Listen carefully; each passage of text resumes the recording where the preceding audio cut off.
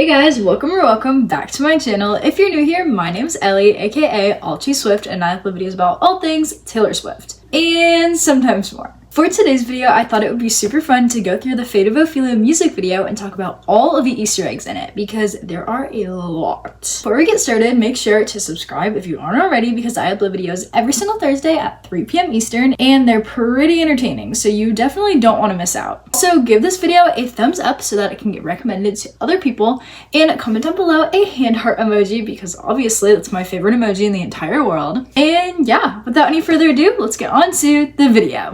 Remember it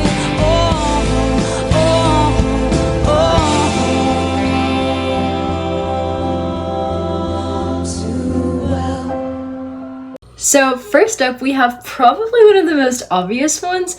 Right away when you start the video, the title of the song can be seen, The Fate of Ophelia, on the railing, the stairs, and then the floor, which I think is just a really cute touch. If we look a little bit closer, we can also see that the far back wall has posters on it. One of them reads Female Rage the Musical, which was actually trademarked by Taylor's team in 2024. There's one that says Wood. And then there's also one that we can see that's Taylor, and it shows like an opal, which I think is a reference to opalite. As the camera pans up, we can see this chandelier at the top, and the chandelier is actually blocking a big portrait of Taylor, Max Martin, and Shellback, which, in case you didn't know, are the two producers that she worked on The Life of a Showgirl with. We also get a glimpse of a cleaning cart, which I think is a reference to the Eras tour and the fact that she would ride in her little cleaning cart to go to the stage every day. And then we also see two paintings of Ophelia. The one on the left is of Taylor, and then the one on the right is obviously not. It is a painting by a British painter named John Everett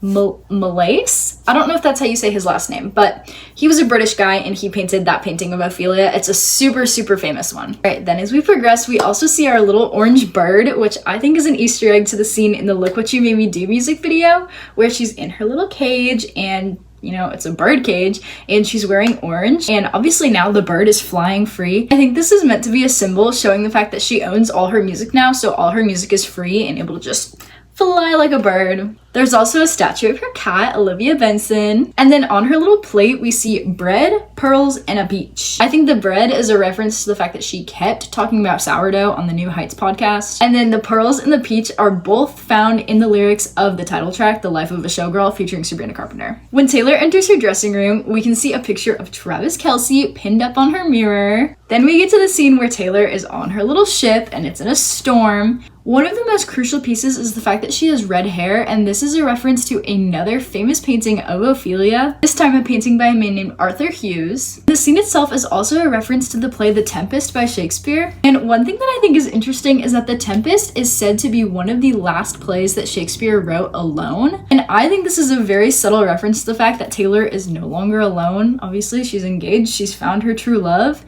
and so she doesn't have to be alone anymore. Then when she dives in the water, obviously Eras tour reference, we get to see her in a blue shimmery jacket, just like the Karma jacket. Then one of my favorite scenes in this whole music video, because it is full of Easter eggs, is right when we get that little clapboard. First of all, the lyrics, "Sequins are forever," from The Life of a Showgirl. The name of the actress is Kitty Finley, and Kitty obviously is the name of the showgirl in the title track, but Kitty is also the name of her mom's dog.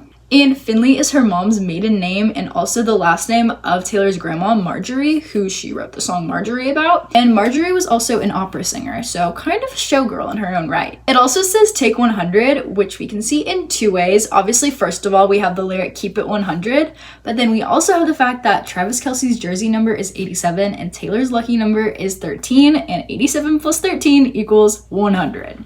Then we see our showgirl, and she has violet eyeshadow, which I think is a reference to the lyric in Elizabeth Taylor where it says she'd cry her eyes violet. Violet eyes are also associated with Elizabeth Taylor for her own right, but definitely an Elizabeth Taylor reference here. We also have the chalkboard behind her, and you can see little squares that have a number and an abbreviation, and these all correspond to the tracks on the album. Two of the most visible are actually romantic in The Life of a Showgirl, but if you look, I promise they're all there. There's also a little poster that reads "Sequins are forever," and it has the names of Sabrina, Max Martin, and Shellback. And we get to our little hallway scene. I love this scene so much. Taylor's wearing a big fluffy coat, just like the one she wears when she performs Lavender Haze on the Eras tour. We can also see in the background one of her dancers has a little pink handbag with a chihuahua inside, which I think is definitely a reference to the lyric and actually romantic. Then we see Taylor catching a football and entering through door number 87. Doesn't even have to be said, but obviously Travis Kelce reference. I feel like it's really interesting that she is so openly referencing Travis in her work because she has never, ever done this with anyone before. I feel like the closest we've ever gotten to this level of references to a specific person is the title of the song Style, because Harry Styles, or maybe Dear John. Anyway, the Easter eggs still are not over.